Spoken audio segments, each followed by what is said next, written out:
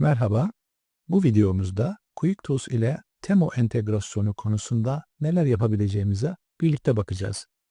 QuickTools'un yeni versiyonunu yüklenmesiyle işlemlere başlıyoruz. Yeni bir versiyon çıktığında ekranda görüldüğü gibi onaylarımızı veriyor ve uygulamanın çalışmasını sağlıyoruz.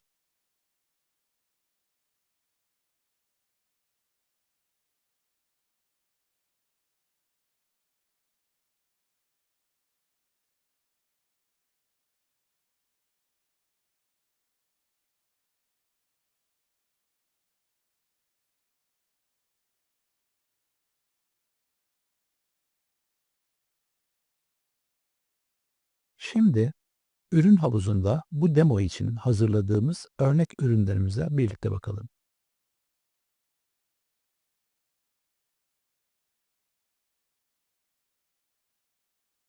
Daha önce örnek ürünleri özel bir liste olarak kaydetmiştik.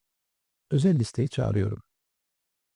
Örnek veri setimizde 4 adet varyasyondan oluşan kız çocuk eşofman takımı ürünü var.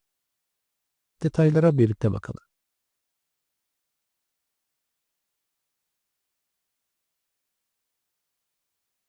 Ürün kartımıza bakacak olursak, genel bilgiler sekmesinde ürünün tanım ve kimlik bilgileri var. Stok kodu, ürün kodu, ana ürün kodu, tedarikçi numarası gibi detayları görebilirsiniz. Kargolama süreniz, ürünün bağlı olduğu birim seti, kategori bilgilerinde ise bu ürünün konumlandığı kategori özelliklerini görebilirsiniz.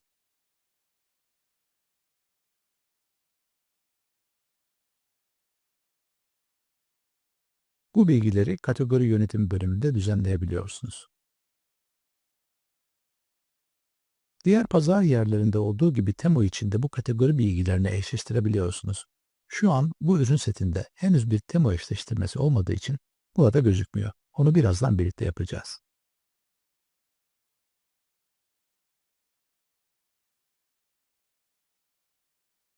Fiyatlar ve vergiler sekmesinde birden çok fiyat alanımız var. Burada dilediğiniz fiyat alanlarını ihtiyacınız doğrultusunda kullanabilirsiniz. Genelde kullandığımız bölüm liste fiyatı ve satış fiyatı bölümü. Liste ve satış fiyatları burada mesela yanlış girilmiş. Bunu birlikte düzenleyeceğiz. Fotoğraf galerisinde ise ürüne görülmesini istediğiniz sıra neyse ona göre ürün resimlerini yükleyebiliyorsunuz. Burada dikkat etmeniz gereken şey, Temu'da bilhassa giyim kategorisinde özel bir ölçeklendirme söz konusu. Şöyle söyleyeyim, Temu bizden 3/4 oranında bir fotoğraf yüklememizi bekliyor ve bu fotoğrafların en az 1350'ye 1800 piksel çözünürlükte olması gerekiyor. Temu'da bu zorunlu bir durum. Ürün resimlerinizin yani ürünlerinizde bulunan resim linklerindeki resimlerin bu özellikte olmasına dikkat etmeniz gerekiyor. Bunun dışında diğer kategorilerde normal birebir oranında minimum 800'e 800 piksel resim yeterli oluyor.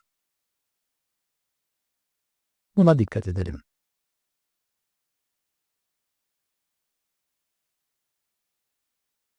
Diğer husus ise giyim kategorisi için beden ölçüsü şablonu belgesinin kategori özelinde sisteme yüklenmesi gerekiyor. Örneğin kız çocuklar için, erkek çocuklar için, genç kadınlar, genç erkekler için beden ölçüsü şablonlarının ayrı ayrı belirlenmesi gerekiyor.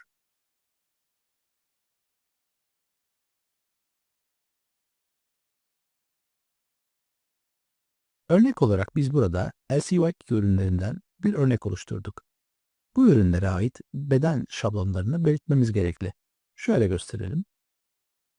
Mesela bu örnek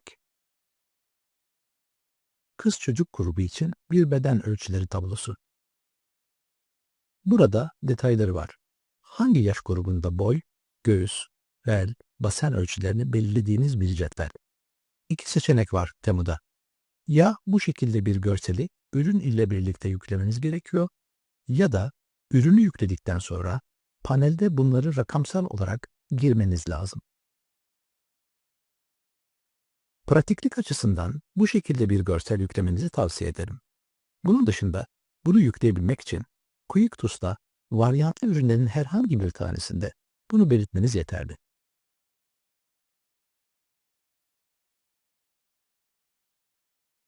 Mesela bu ürünü düzenleyelim. Şurada beden ölçüsü şablon linki alanı var.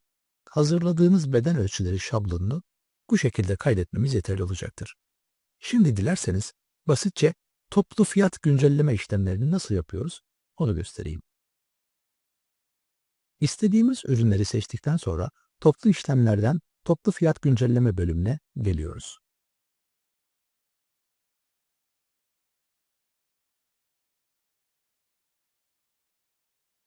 Burada kurallara göre istediğiniz gibi esnek bir şekilde fiyatlarınızı topluca güncelleyebilirsiniz.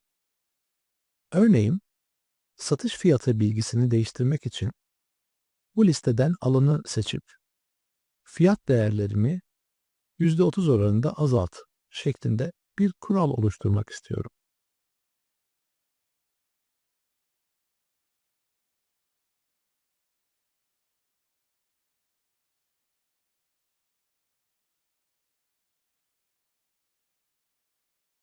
Güncelle butonuna bastığında QuickTools bütün fiyatları otomatik güncelleyecektir.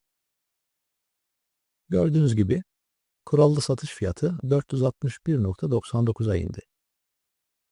Buna benzer birçok kombinasyonda fiyatlarınızı güncelleyebilirsiniz. Ürün yüklerken dikkat etmeniz gereken diğer bir husus, Temu'nun ürünün desi bilgisini detaylı bir şekilde girmemizi istiyor olması. Diğer pazar yerlerinde, özellikle yerel pazar yerlerinde bu böyle değil. Sadece desi değerini rakam olarak 1, 2, 3 şeklinde girmemiz yeterli oluyordu. Fakat Temu, ürünün boyu, eni, yüksekliği gibi bilgilerini detaylıca istiyor. Bunu QuickTools tarafında pratik bir şekilde yapabilmek için ürün yönetimi sekmesi altındaki birim setleri bölümüne geliyoruz.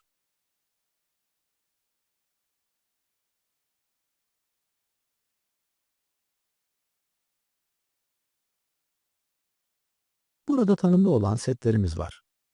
Örneğin ön değer birim seti kaydını düzenliyorum. Gördüğünüz gibi burada adet olarak bu birim setinde bir tane birimimiz tanımlanmış. Siz buraya birden fazla başka ölçülere göre diğer birimleri de ekleyebilirsiniz. Biz burada örnek olması açısından bu kategorideki ürünlerde seçtiğimiz bu birim için varsayılan boyutları girdik. Eni 20 santim, boyu 30 santim, yüksekliği 3 santim, ağırlığı 300 gram gibi tahmini bir değer belirledik.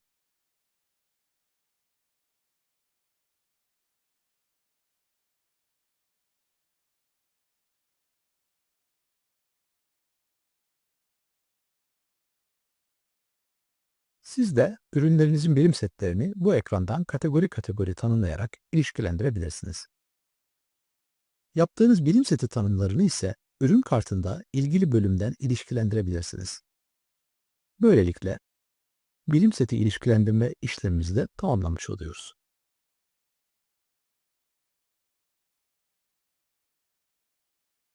Dilerseniz şimdi kategori tarafında neler yapabiliyoruz birlikte inceleyelim. Kategori modülümüzde bütün pazar yerlerinin kategori ağacını yönetebiliyoruz.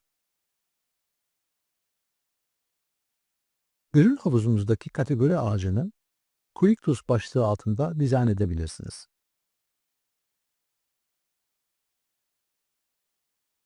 Burada istediğimiz şekilde çalıştığımız kategorileri oluşturabiliyoruz. Örnek veri setimiz kız çocuk eşofman takımıydı. Alttaki sekmelerde ilişkili ürün listesini buraya tıklayınca görebiliyoruz.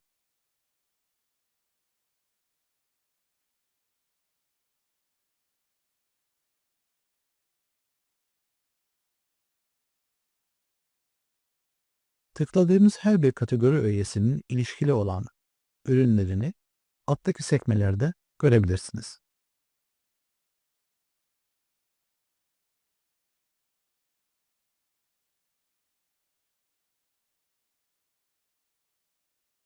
Şimdi Temu'da kız çocuk eşofman takımı kategorisine birlikte bakalım.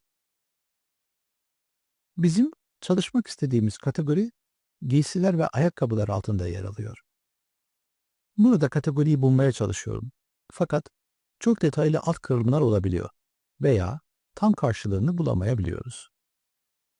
Bunun için QuickTools'ta en pratik yöntem, istediğimiz kategori kırılımına sağ mouse ile tıklayıp seçili kategoriyi tam yükle demektir. QuickTools bu kategori öğesinin altındaki bütün kırılımları Temu'dan çekip veri tabanına güncelleyecektir. Sonrasında başlıktaki filtre bölümüne tıklayarak aramak istediğimiz ifadeyi yazıp hızlı bir filtreleme yapabilirsiniz. Eşofman ifadesi kız çocuk giyim, etkin, aktif pantolon altında geçiyormuş. Tabii bu kategori üyesi aradığımız eşofman takımı olmadığı için bu şekilde işimize yaramaz. Pijama takımı şeklinde aratmayı deneyeceğim. Evet, pijama takımı ve bornoz olarak çıktı. Pijama takımları kategorisi öğesi ile ilişkilendirme yapabiliriz. Şimdi tekrar QuickTools kategori ağacımıza geri dönüyorum. Test yaptığımız kategoriyi buluyorum. Burada ilişkilendirmek istediğimiz öğeye sağ tıklayıp öğeyi ilişkilendir diyoruz.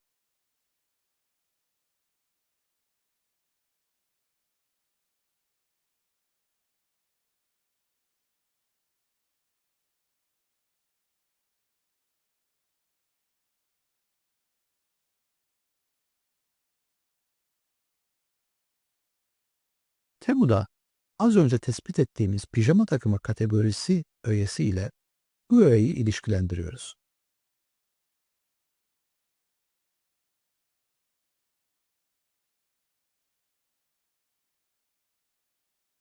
Arama kısmı otomatik olduğu için pijama takımı ifadesini tekrar yazıp ağaç yapısında buluyorum.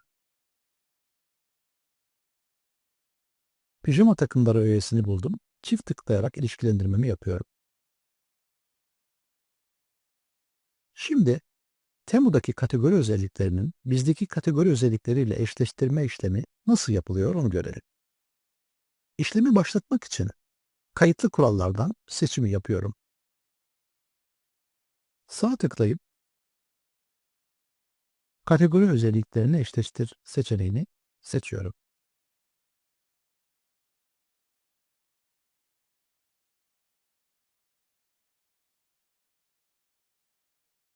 Evet, ekranımız geldi.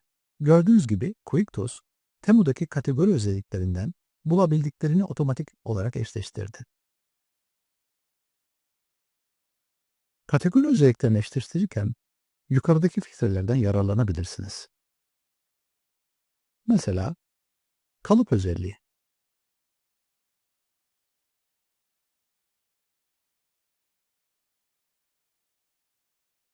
Bizde standart regular şeklinde geçiyormuş.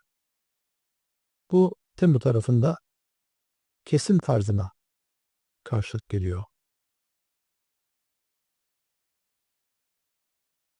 Standart regular yani rahat kalıp anlamında gördüğünüz gibi Temu tarafında bu düzgün Türkçeleştirilmemiş gevşetmek diye geçiyor.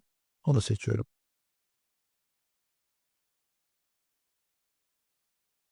Bir tanesini seçtiğimde QuickTools diğer bütün özellikleri otomatik dolduracaktır. Başka bir özelliğe bakalım. Mesela kol boyu. Bizde uzun kollu. Bakın bunu otomatik eşleştirmiş. Temu'da birebir eşleşmiş olarak geldi. Başka neye bakalım? Mesela malzeme özelliğine bakalım. Bizde %100 pamuk diye geçiyor. Temu tarafında bunun karşılığı diğer malzemeler altında. Kumaşın cinsleri burada sıralanmış. Biz burada pamuklu ifadesine bakacağız.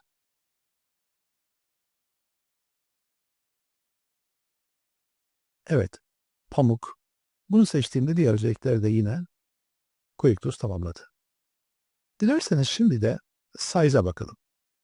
Yani size bir varyant özelliği. Bizde 4 varyant vardı. Size Temu tarafında boyut olarak geçiyor. Seçiyorum. Burada 10-11 yaş ifadesini klavyeden yazarak direkt hızlıca eşleştirme yapabilirsiniz. Aynı şekilde diğerlerini de yapıyorum.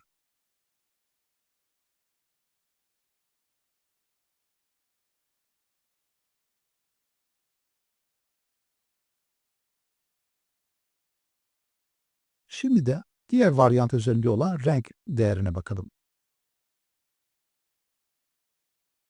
Krem rengi renk özelliğini seçtim. Burada muhtemelen krem rengi diye bir karşılık yok. Yine de bakalım.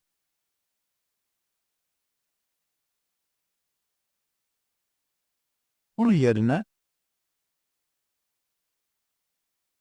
bej olabilir. Bej bakıyorum.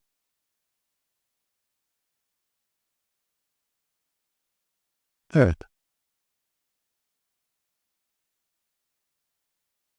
bej olarak seçti. Bu şekilde diğer özelliklerin karşılıklarını da Temu ile ilişkilendirebilirsiniz. Ne kadar dolu bir ürün belirtirseniz pazar yerinde öne çıkma şansınız daha yüksek olur.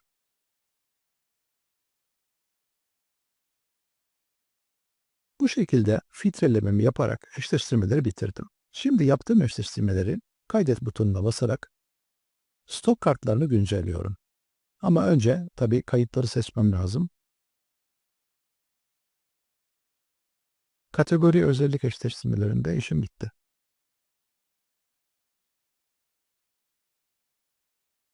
Şimdi listemi yeniliyorum ve bir ürün kartını açarak yaptığım işlemleri kontrol ediyorum.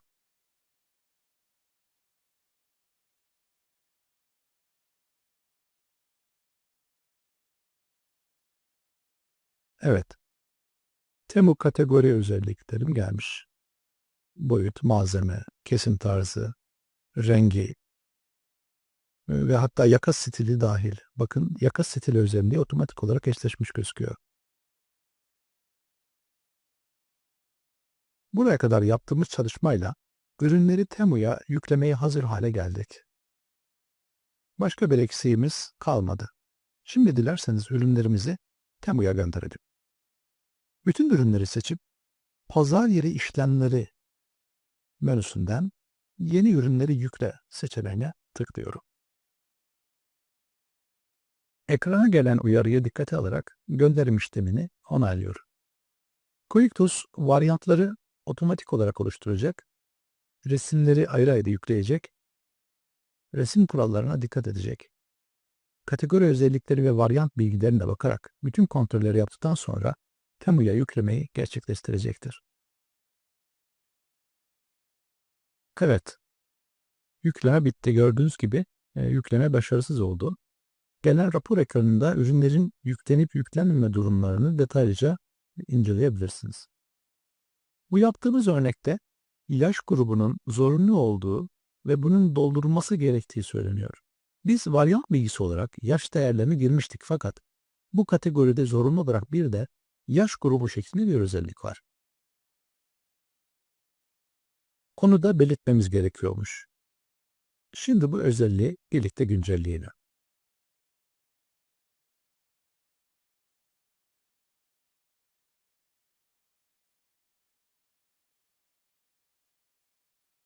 Sağ tık menüsü ile ürünün kategori özelliklerini belirle bölümünü çağırıyorum.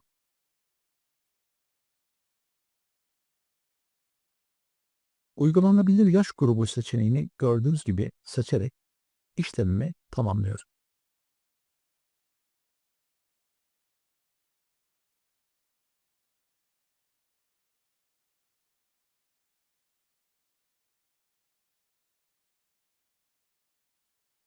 Bu varyant 10-11 yaş olduğu için 12 yaş ve altı seçeneğini seçiyorum.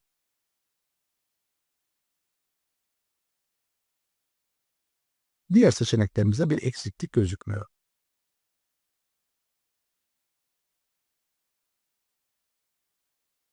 Diğer varyantlarda da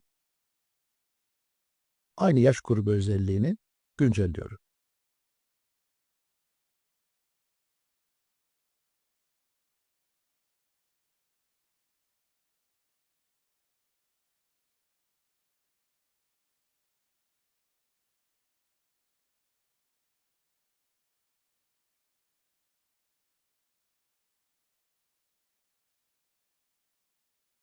Bu varyantta boyut 7-8 yaş olduğu için uygulanabilir yaş grubunu 12 yaş ve altı olarak belirliyorum. Son varyant ürünümüzün uygulanabilir yaş grubunu da belirliyorum.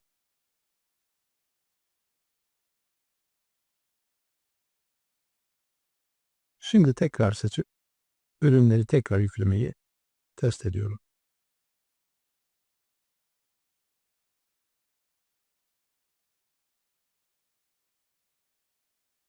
Evet, gönderim işlemi tamamlandı. Yine bir hata aldık gözüküyor. Burada materyalin zorunlu olduğu yazıyor. Biz materyali diğer malzemeler altından seçmiştik. Şimdi buna birlikte bakalım. Bütün ürünler aynı olduğu için hepsini işaretliyorum ve sağ mouse menüsüne tıklıyorum. Gördüğünüz gibi biz materyali diğer malzeme altında pamuk olarak seçmiştik. Burada malzeme altındaki pamuk değerini buluyorum.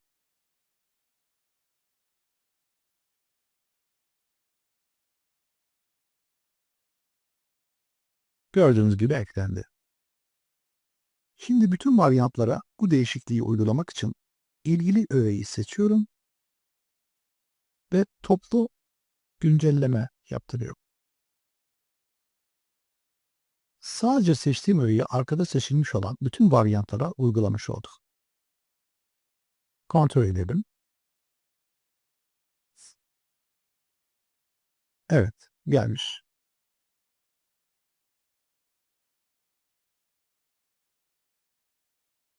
Temu'ya yüklemeyi tekrar deniyorum.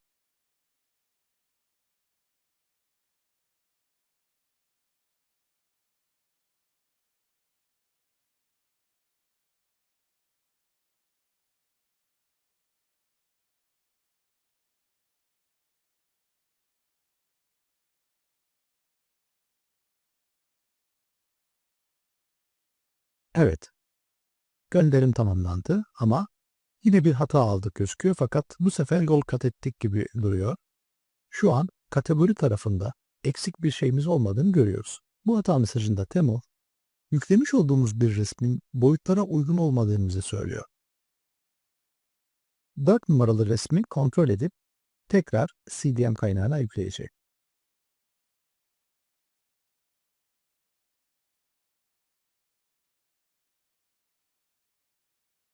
İlgi resmi düzenleyip tekrar ürünlerimi Temu'ya yüklemeyi deniyorum.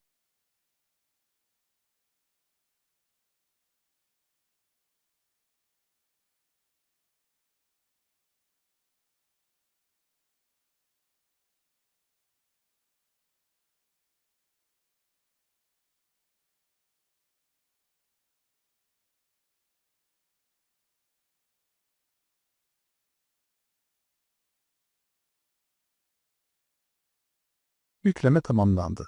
Evet, gördüğünüz gibi bu sefer bütün varyantlar başarıyla Temu'ya yüklendi. Şimdi birlikte paneli kontrol edelim.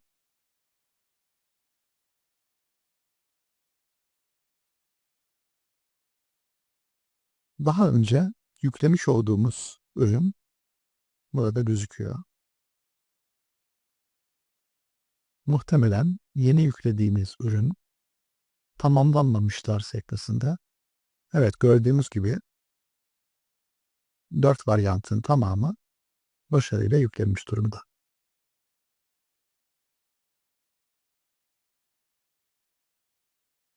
Temu tarafından fiyat kontrolleri ve diğer kontroller yapılacaktır. Siz artık istenen diğer belgeleri buradan yükleyerek ürününüzü yayına alabilirsiniz.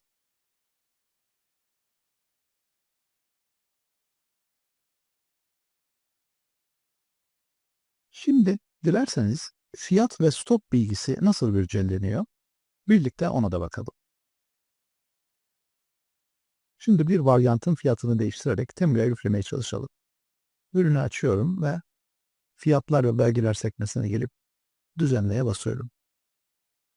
Örneğin bunu satış fiyatını 429,99 yaptım ve kaydettim. Ürünü göndermeden önce listemi yeniliyorum. Ya fiyatın değişikliğinden emin oluyorum. Pazar yeri işlemleri sadece fiyatları güncelle seçeneği var.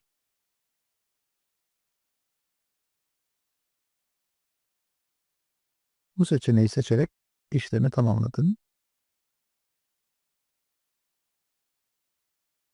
İşlemi bitirdi ve bana raporunu verdi. Fiyat değişikliği başarısız olduğunu görüyorum. Bunun sebebi biz ürünü yeni yükledik ve henüz TEM tarafından onaylanmadığı için yeni bir fiyat değişikliği talebine sistem izin vermiyor. Gördüğünüz gibi değerlendiriyor aşamasında. Şimdi dilerseniz bir de bu ürünü satışa kapatmayı deneyelim.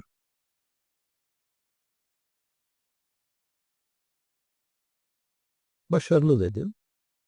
Yani satışa kapatmak demek, stok miktarlarını sıfırlamak demek. Kontrol ediyorum. Sayfayı yenileyim. Evet, gördüğünüz gibi stokta yok dedi. Stok miktarını sıfıra indirdi. Bunun gibi diğer özellikleri de QuickTools üzerinden kullanabilirsiniz. Şimdi dilerseniz QuickTools sipariş bölümünde Temu'ya gelen siparişleri nasıl görebiliyoruz? Biraz da ona bakalım. Sipariş yönetimi bölümünden sipariş işlemlerine tıkladığımızda gelen ekranda Temu'yu seçiyorum. Ekranda daha önce çekilmiş test siparişlerini görüyorsunuz. Burada sipariş tarih aralığını giriyorum. Siparişin statüsünü seçiyorum. Sonra indir dediğimde kriterlere uygun olan sipariş kayıtlarını sisteme çekebiliyorum. Yeni sipariş olarak bakalım var mı? Herhangi bir şey bulamadı. Kargodakiler diye test edeceğim. Evet, birkaç tane buldu. Onları çekiyor. Bu siparişler test amaçlı kargoda olan siparişler. Buraya çektikten sonra sağ tarafta içeriklerini görebilirsiniz. Daha sonra istediğiniz şekilde etiketlerini yazdırabilirsiniz. Veya ERP kullanıyorsanız logo, mikro gibi ERP gönderme seçeneklerinden siparişlerinizi ERP'nize aktarabilirsiniz. Çalışmakta olduğunuz kargo firmasına sipariş bilgilerini aktarmak için kargo menüsünden gönderim işlemlerini yapabilirsiniz. Aras Kargo, Yurt içi Kargo, PTT Kargo, Sürat Kargo, Sendeo Kargo. Temu'da hangi kargolar devreye girecekse onların API bilgilerini QuickBook'a girerek çalışır duruma getirebilirsiniz.